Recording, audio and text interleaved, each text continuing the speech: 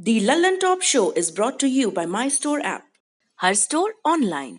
Cooker की अगली सीटी से पहले ना ये ढाबा ऑनलाइन कर देना है।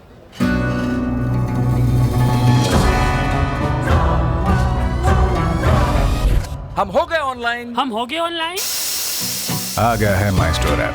ये किसी भी स्टोर को ऑनलाइन करे सिर्फ 15 सेकंड में। माई स्टोर, अब हर स्टोर ऑनलाइन।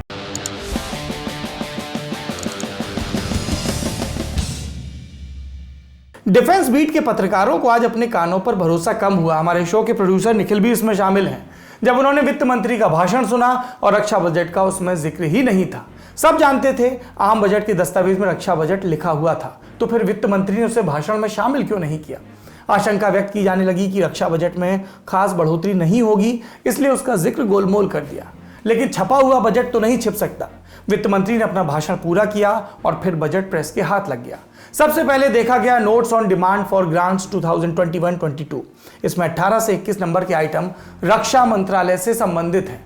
ये आंकड़े देखकर समझ में आने लगता है कि जब चीन लद्दाख में अतिक्रमण करके बैठा है और धीरे धीरे पूर्व में भी एलएसी को जीवंत मोर्चा बनाने की कोशिश हो रही है, तब भी लोकसभा में वित्त मंत्री ने रक्षा बजट के बारे में जिक्र क्यों नहीं किया।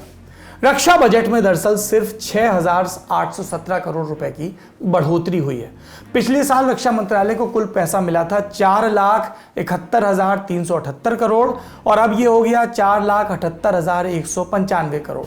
4.25 लाख करोड़ रुपया वाकई भारी रकम है, लेकिन जब आप गौर करते हैं कि ये पैसा खर्च कैसे होगा, तब दिक्कत नजर आने लगती है। कैसे? इन पैसों में से 1,15,850 करोड़ रुपए जाएंगे रिटायर हो चुके फौजियों की पेंशन में। 2,32,047 करोड़ रुपए जाएंगे डिफेंस सर्विसेज रेवेन्यू में, यानी कि सेवारत फौजियों की तनख्वाह और पेट्रोल डीजल जैसे रोजमर्रा के खर्चों में। 37,837 करोड़ रुपए गए हैं मिनिस्ट्री ऑफ डिफेंस के लिए। इससे रक्षा मंत्रालय के सिविलियन स्टाफ को तनख्वाह मिलेगी और बाकी काम होंगे जिनका सीधा संबंध कॉम्बैट से नहीं होता। अब बचे कितने? 1,35,061 करोड़। ये रकम जाएगी capital outlay on defence services नाम के मद में। इस मद को तीनों सेनाओं के आधुनिकीकरण पर खर्च किया जाता है। आप यहाँ देख सकते हैं, हम सेना के लिए आधुनिक साजो सामान के लिए लगभग पेंशन जितना ही खर्च करना चाह रहे हैं। आप अगर पेंशन पाते हैं तो ज़रा सोच कर देखिए, आप सिर्फ पेंशन के पैसे से कितना आधुनिक सामान खरीद पाते हैं। यही बात बहुत बड़े स्केल पर रक्षा बजट पर भी लागू होती है। वैसे आलोचना के साथ दो बातें और समझ लीजिए। ये साफ था कि सरकार के पास रक्षा बजट बेतहाशा बढ़ाने के लिए पैसा नहीं था, लेकिन वित्त मंत्री ने रक्षा बजट को एक दिशा देने की कोशिश जरूर की। उन्होंने पेंशन पर खर्च घटाया है।